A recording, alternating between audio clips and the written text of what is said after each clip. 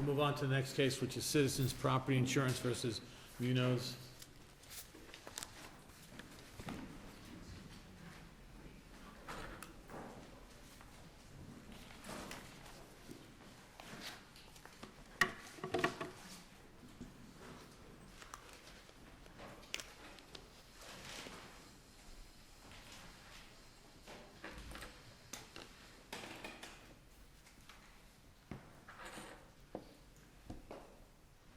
Okay, good morning. All set? Good morning, may it please the court. Kara Rockenbach on behalf of Citizens Property Insurance Corporation. I'd like to reserve 5 minutes for rebuttal. The question that this court must decide is whether Citizens at the time this lawsuit was filed had breached the contract. Because we know the Florida Supreme Court has told us, and statute section 95.031 states that all elements to a cause of action must accrue before the lawsuit is filed. So it makes sense. There's no such thing as an anticipatory breach of contract action. What this court has to decide in this case is, did the plaintiff have all the necessary elements in place at the time that they filed their lawsuit? I appreciate the court's indulgence with the easel. It is the first time I have done this in almost 20 years of oral argument, but I find this to be very instructive in reviewing the facts of this case, which are in the record. This was a sinkhole date of loss of 12/10/2009.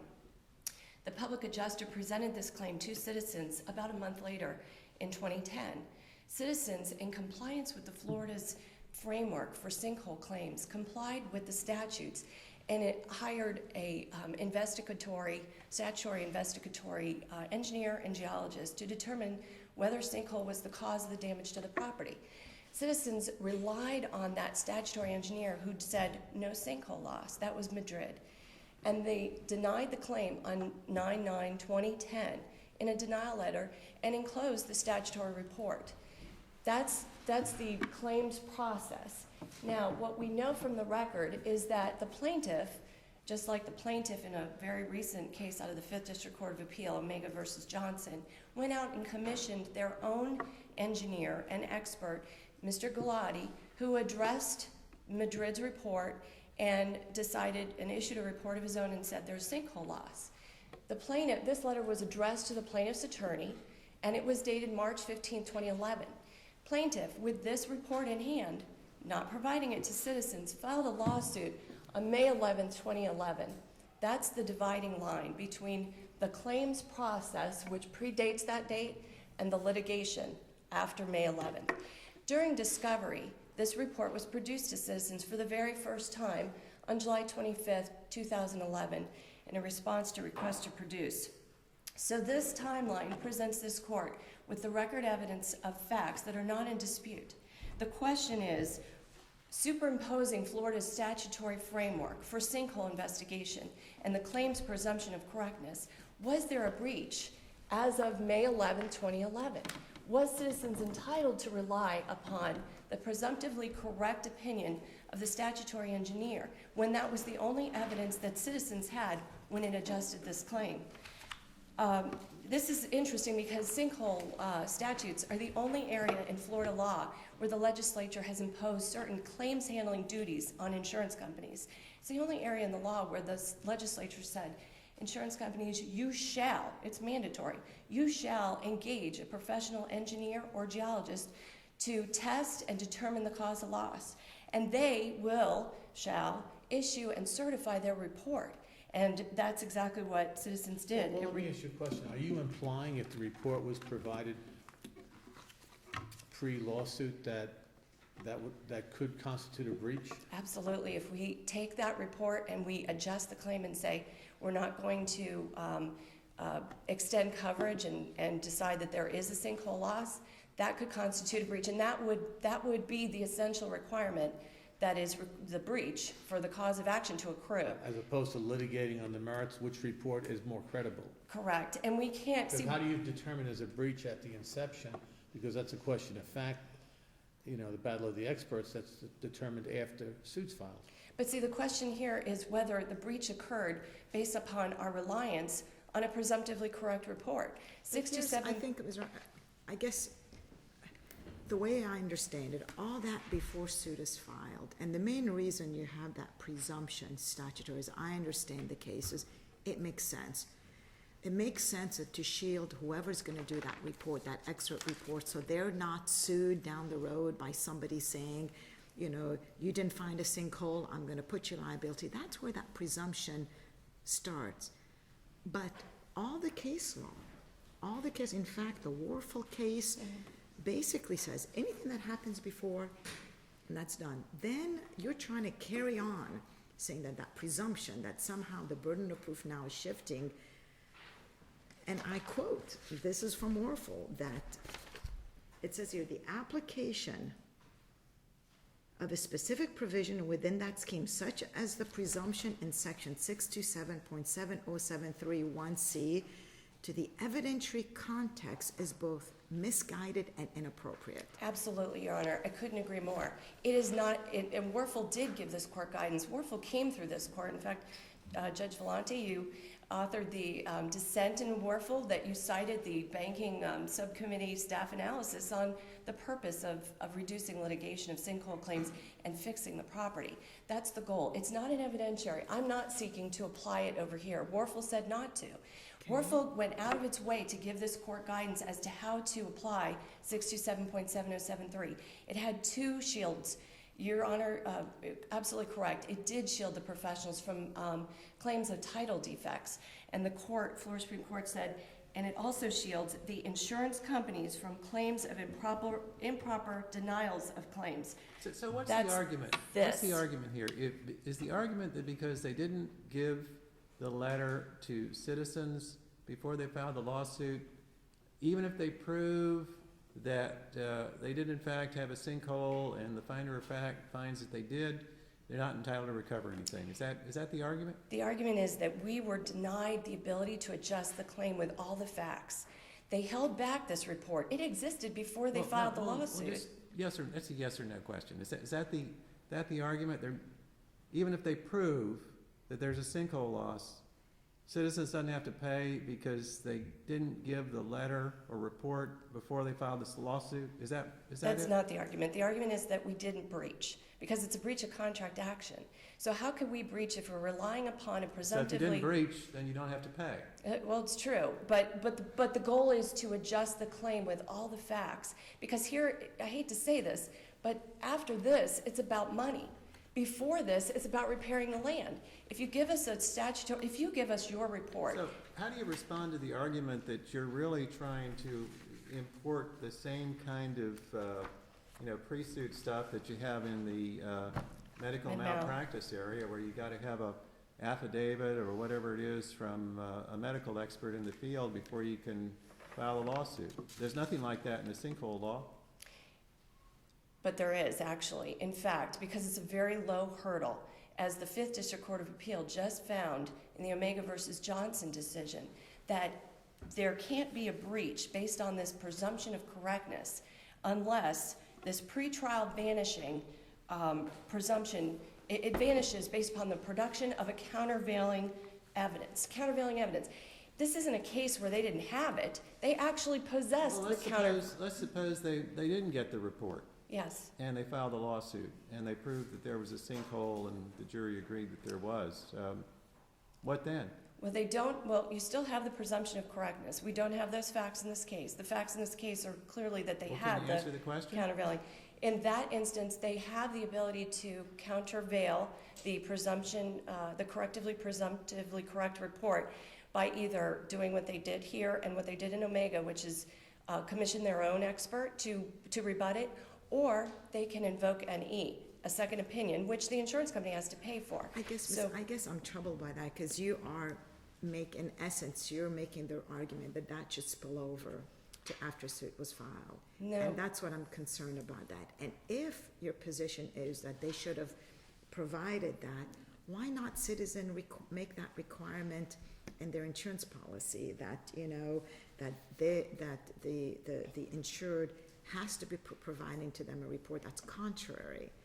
I'm struggling with what you're saying because, quite frankly, I agree with Judge Wallace. You're making that argument Okay, well, then I'm not saying it clearly Okay. enough, because All right. this line is the demarcating line. It really is. If we haven't breached by this date, by May 11, 2011, then the plaintiff can't file the lawsuit. They don't have an accrued cause of action. We have to have breached. This denial had to be a wrongful denial. We had to be wrong. How can we be wrong when the statutory, with the legislature says that if we comply with the statute, hire the engineer, rely on them, they put their license on the line by certifying their opinion. We don't want to have insurance companies second-guessing the experts. Okay, perhaps let me ask you this way. Mhm. Would you agree with me that by the time you did the denial, in essence, what Citizen has done, they basically refused to pay a claim, and because they failed to pay a claim, doesn't that trigger the cause of action? Not if it's a presumptively correct decision. And the only thing we were relying on when we failed to pay the claim or denied the claim was the statutory engineer's report saying no sinkhole. See, the goal of the legislature here is to this is a very scientific determination. They don't want claims adjusters sitting at desks trying to decide whether a sinkhole exists or not. And the plaintiff doesn't want us to say, well, even though we got the statutory compliant report where the engineer says yes, sinkhole, we're just going to say no, there's no sinkhole. We have to rely on the experts. That's what the legislature wants us to do. And if we accept, say this report had said yes, there's a sinkhole, we accept it. We send the report to the insured and say, please enter into a repair contract so we can repair your land, Okay, not pay money through the lawsuit. So I don't want to apply it. Werfel tells me I can't, and I'm not seeking to apply that presumption of correctness on this side of the line. I want it over here. Something has to happen before May 11, 2011 that transforms the presumptively correct opinion into a wrongful denial of benefits. Then let's go one step further. Yes. Okay? Lawsuit is filed. Mhm. Let's just assume everything that you're saying is okay, is fine. Then you received in July the contrary report, Right. okay? Basically indicating that Citizen wrongfully denied that claim. So at that point, did Citizen tender? No, it's in Okay. litigation. We're denied the opportunity. When you're over here, you're not adjusting a claim, you're defending a lawsuit. So we were Okay. denied the opportunity to adjust the claim before this line. And so many triggering factors are detrimental after the lawsuit. This is not, you cannot file a breach of contract action and say, I know you're going to deny the claim in the future, so I'm going to file my lawsuit now in anticipation that I'm going to give you a report in discovery and you're still going to deny. We can't breach while we're in a lawsuit. The breach has to occur. It's an essential material element to the cause of action, and it has to occur before this line, before the lawsuit's filed. That we have to give meaning to the words of the statute. They're not superfluous. The legislature intended something by them.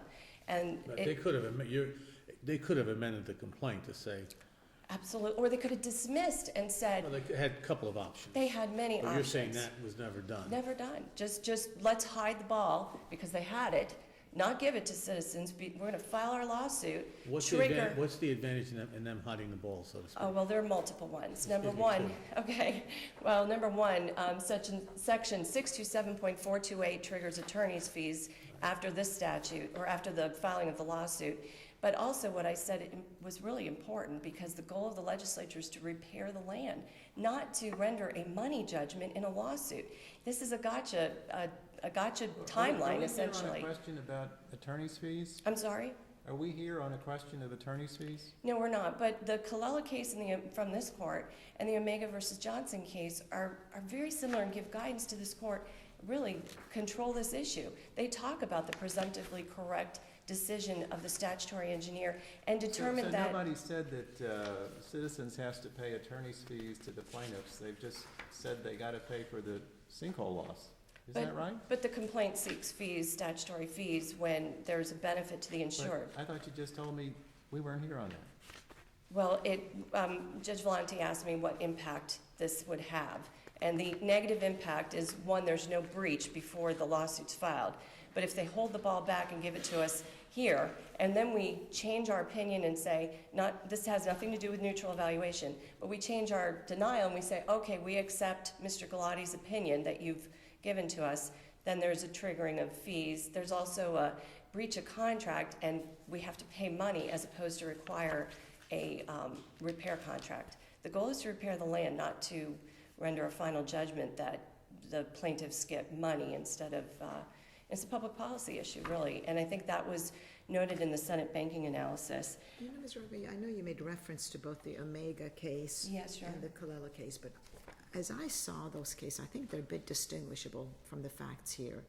And correct me if I'm wrong, I thought in those cases, the insurance company had wrongfully and unreasonably, as I review the facts, caused the insured to resort to litigation. Here, the question becomes whether or not we have a covered loss. Well, actually, in Colella and in Omega, this court in Colella said that there was no unreasonable resort to litigation because just because the insured relied on the presumptively correct report and denied the claim, but then they went to neutral evaluation and State Farm reversed its decision, that did not constitute a wrongful denial of benefits and there was no breach. This court found no breach, no confession of judgment. And similarly in Omega, almost identical facts, but the court went a little bit further in its analysis of the presumptively correct statute. But similarly in that neutral evaluation was involved in that case. But the legal principles that we can't be in breach when we rely on a presumptively correct report before suit and we have nothing to rebut it, no contrary opinion, that legal principle applies in this case. Forget about the neutral evaluation issue because they didn't ask for it, we didn't ask for it. The question is really very basic, is as of the date that they filed the lawsuit. You're into your 5 minutes, so you Thank you, keep Your going Honor. if you'd like. Thank you very much. When they filed the lawsuit, did we breach? It's just that, it's that simple. Did we breach by relying on what the legislature told us we had to do? We had to rely on the professionals, and then we make a claim decision based on those professionals whose certified opinion, the legislature tells us, is presumptively correct. That can't be a breach. So we ask the court, the other two issues, I rely on the briefing for the closing argument, improper closing argument comment, and the burden of proof issue has been before this court and is still pending in this court in Mejia versus Citizens, and it's the named peril sinkhole endorsement where Citizens maintain that clearly it is a named peril and therefore it is the burden of proof is on the plaintiff to prove that the sinkhole loss caused the damage. Thank you for the rebuttal time. Okay, I'll save you 4 minutes. Thank you.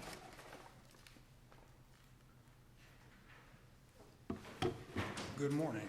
May it please the court, Tom Elegant here on behalf of Mr. and Mrs. Munoz. Let me start by drawing what's not here and what this is really about. What Citizens' real goal is here. The date you don't have here is May 2010, because that's the date this policy period expired. They make the report back in January. Citizens waits until, actually there's another date missing. Citizen gets its report in April. April, that's the report. May, policy period ends. Citizens waits past the end of the policy all the way to September to send the denial. Why do they do that? They got the report. They can send the denial letter within the policy period. Why do they do that? They want to complain about we didn't send them a report? Let's talk about what they're doing. They wait until after the policy period, and then they get up in closing argument, and they argue to the jury, the plaintiff doesn't have any report during the policy period. They can't show you there was a loss during the policy period because they wait to send their letter until after the policy period expires. They're trying to do the catch-22 on their insurance. That's what's going on here. And if you look at the closing argument, at pages, it's volume 10 of the record, look at 767 to 770. You'll see there, trial counsel, we're talking about the time period, 5/25/2009 through 5/25/2010. Page 768. Investigation was done in February 2010. So there are experts out there in February. Plaintiffs in that case don't have anybody look at the property until March 2011. Well, yeah, because there are experts out there that they promptly reported, they're out there, a month later they get a report in April, they don't send it to the insured for 5 months, till after the policy period expires. That's what Citizens' objective is. They're trying to sandbag their insured by waiting, and then they come into you and they say, oh my gosh, the insured didn't give us a report. They're being so mean to us. You shouldn't let them do this. Was there any bad faith claim alleged? No, no, there's no bad faith claim alleged at this point, Your Honor. We're strictly here on the coverage issue. That's the only issue in this case. Now, so that's their real objective here. And actually what they want to do is they want to take this sleight of hand, if you will, on the timing of the issue, and then they want to put it together with the burden of proof, and they want to say, well, you should make the insured have the burden of proof, even though it's an all-risk policy. Now, this court, 2/3 of this panel, rejected the same burden of proof argument in the Duarte case back in August, and we filed that supplemental authority here.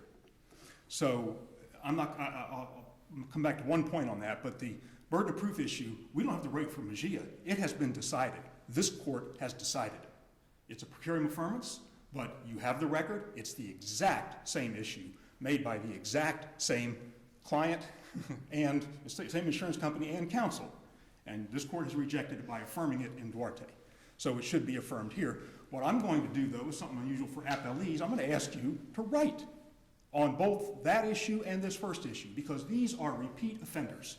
These come up in every Citizens case that I've seen. I've got another one. The brief hit my desk last week. Same issues are in it. So if you would, you have decided the issue in Duarte. I would encourage you to write and say, look, burden of proof, you have an all-risk policy, it's on Citizens. This sleight of hand trying to say, we took it out in one place, we put it in another, and our endorsement's longer. That's all been argued. It's in our brief. The only thing What was the motivation for withholding the report until a couple of months after the suit was filed? I don't think there's anything in the record about motivation, Your Honor. There's no. What's the logic? I don't know. They're saying it's to generate attorney fees, let's say. Okay, well let's address that. I don't think that's it. First off, there's no requirement in Warfel.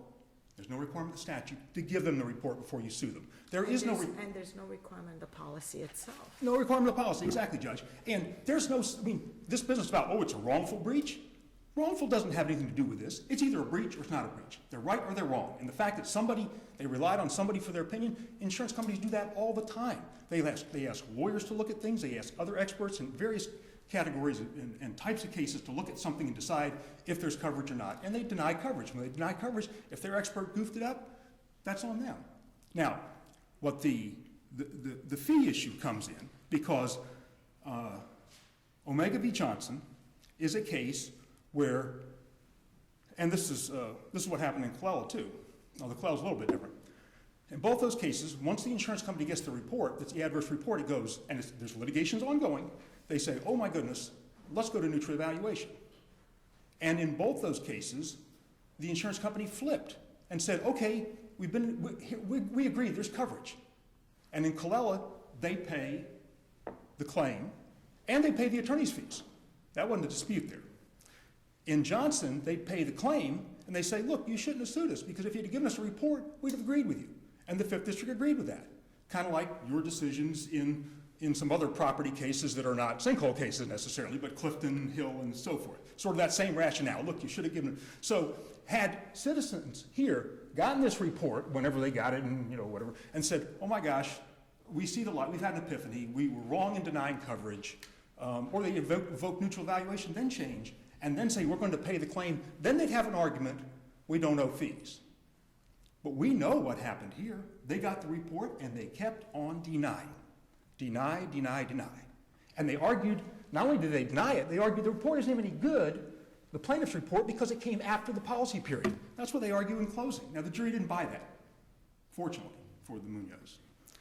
But that's where this is going. All this business about we didn't have the opportunity to adjust the claim, you sure did. You could have adjusted the claim once you got that, and if Omega v. Johnson carries the day, you wouldn't have owed any fees. You'd have just paid the claim. But they didn't do that. They kept denying. In fact, they continue to deny it today. I mean, their third point on appeal, I mean, they're continuing to say we shouldn't have to pay this claim at all. Their third point on appeal, they want a new trial because we commented on their expert. Their expert. And the case law is very clear. You can comment on them not calling an expert And so in their reply brief, and this is one point I want to address about that, because it was in the reply brief and I get a chance to say anything about it, but their expert, their reply brief says, oh, well, that first guy, that first geologist that we went out and had a look at it, and whose report we relied on, he wasn't an expert. Oh, come on. First off, under the statute, he's got to be an expert. They can't rely on the report if he's not an expert. So first, he's an expert. Then secondly, let me give you the record site for this, because this is really good. Their own motion for a new trial, if you look at page 684 of the record, says it was improper for the plaintiff to comment on the failure to call the equally available expert witness, Robert Stack. So they knew he's an expert, so this business reply brief, he's not an expert, is wrong. Okay. So they had an opportunity to adjust the claim. We see their real objective. They're trying to put the insureds in a box for 1 year under the policy period, which is just wrong as a matter of logic, too, because unless it's one of these collapse sinkholes, as we know, sinkholes take some period of time. Collapse ones where the whole thing goes in at once, that's a different animal, but there are subsidence sinkholes, which is what most of these are. They're more subtle, and those appear over a long period of time, as we've talked about in some prior cases, and I think we got one of them cited in here. When they deny the claim, which is what happens in, they wait till after the policy period to deny the claim. That denial triggers the right to sue. You don't need to have anything else. Because that denial then would trigger the cause of action. Yes, The cause of yes. action would accrue. Yes, and it doesn't have to be a wrongful denial.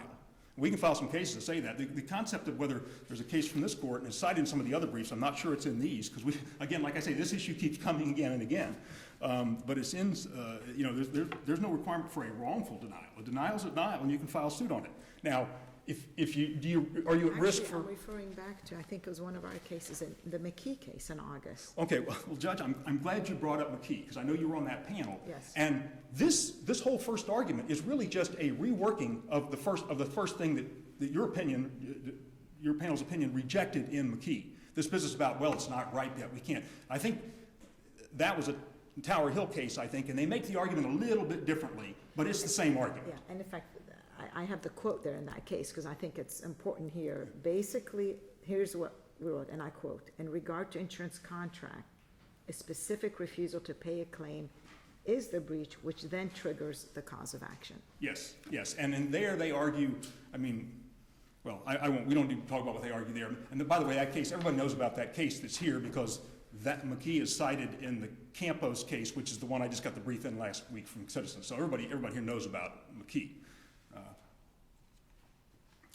So that is, and Your Honor, to get back to your question, I think you did get an answer that their position is that because this report was not provided before suit, even though they wait months until after the policy period, because this report wasn't provided to suit, their position is the plaintiff loses. Citizens doesn't pay anything, it is over. Now that would be wrong, even if suit were filed premature, which it wasn't. We've cited I think it's the Shuck case from this court that says, look, if you got a premature suit, you just dismiss it without prejudice, and you start again. Here, we know there wouldn't have been any difference. Once they got the report, they kept denying the claim. I think that is all I had on that. One thing I wanted to say on the burden of proof issue, we cite, there's only one case on the Sinkhole burden of proof. They cite a couple out-of-state cases that don't have anything to do with burden of proof. We cited the Betts case out of Pennsylvania, and in the reply brief they say, oh, well, Pennsylvania is a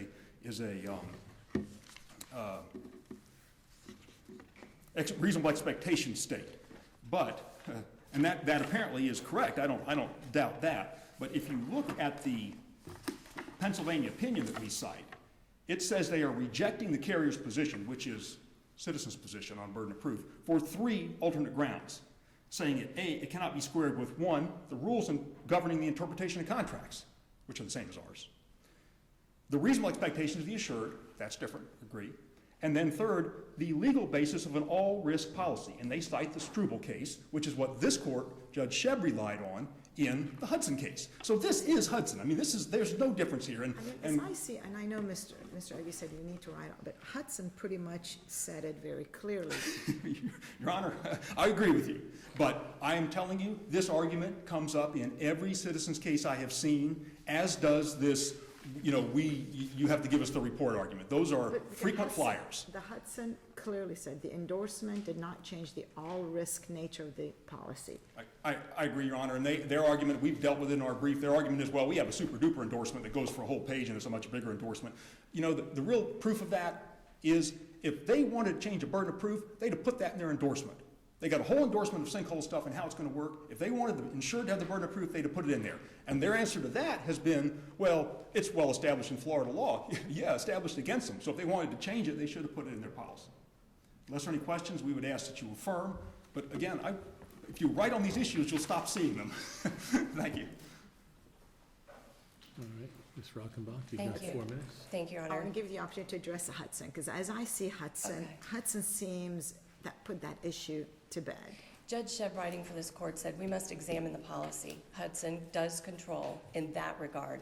When you examine the policy, and that's a quote, when you examine the policy, you'll see that Citizens' policy is not the policy that was in Hudson. We did not just redact or narrow a policy exclusion such as earth movement or sinking. That was Hudson. What we did was our main policy, our all-risk policy, excludes sinkhole loss. It's an exclusion in the all-risk policy. We, by Florida law, 627.706, have to offer sinkhole loss coverage. We did, as a named peril. We do control the language. We did write that policy, but contrary to what counsel indicates, we cannot, and there is no policy in all of the United States that talks about burdens of proof. That's established by case law. A named peril is on the insured to prove. An all-risk policy is a very low threshold for the insured to prove some damage, then it shifts to the insurance company to prove the policy exclusion. So I agree that Hudson controls, but it controls with regard to the legal principle in it that we must examine the policy. When this court examines the sinkhole endorsement policy, you will see that it does not just narrow or redact the exclusion for sinkhole loss. It adds a named peril. It defines it, it bolds it, it has policy conditions in it, and it's clearly a named peril endorsement. What's really significant, though, and I don't want to lose sight because I have such limited time, is that this court has to give meaning to the words that the legislature wrote. What does 627.7073 mean? It doesn't mean, we know it doesn't mean any applicability over on this line, the evidentiary line. We know that. It's over on this line. So what does it mean? What's the impact? It has to mean what it says, that that report that we have when we deny on 9/9/2010 is presumptively correct. It says shall be presumptively correct. This court. Well, how about the argument, and I forgot to ask you that, but Yes. it seems kind of seeming that why did they wait to disclose that report until after the policy has expired? Oh, why say, I don't know. I did scour the record, Your Honor. I don't know why. It's not, I truly believe there is no nefarious purpose for holding back the report. We don't know whether this policy was renewed or not. There's no indication that we waited for the policy to expire to provide the report. We are adjusting the claim between the date that the public adjuster presents it to us. We hire Madrid. He's doing his testing. I guess he starts in March or April, but the report is not until April. And there's no time frame in the statutes that says we have 30 days to issue the report or give it to them. The only requirement in the statute is that report is presumptively correct. Maybe we're looking at the report, making sure that it is certified and it has the seal and the stamp. It did. But there's no requirement that we have a time frame by which we have to produce that report. The only requirement is, or the only imposition by legislative mandate, is that that report is presumptively correct. So no matter how long we sit on the report, we're sitting on a report that says no sinkhole, and it's presumed correct by law. By law, that's what we're doing. What they had, and what's important in this timeline, is they had a rebuttal report. They had countervailing evidence that the Omega 5th DCA case talked about. Same factual scenario. The 5th DCA in Omega versus Johnson said they had the report. All they had to do, very low threshold, is give it to citizens and give us an opportunity to adjust the loss. And the critical point, it's not just attorney's fees, Judge Vellante, it really is about repairing the land. Because if we're on this side of the line, as I indicated before, our policy requires a repair contract. We want to repair the land. You've got about a half a minute to wrap up. Thank you, Your Honor.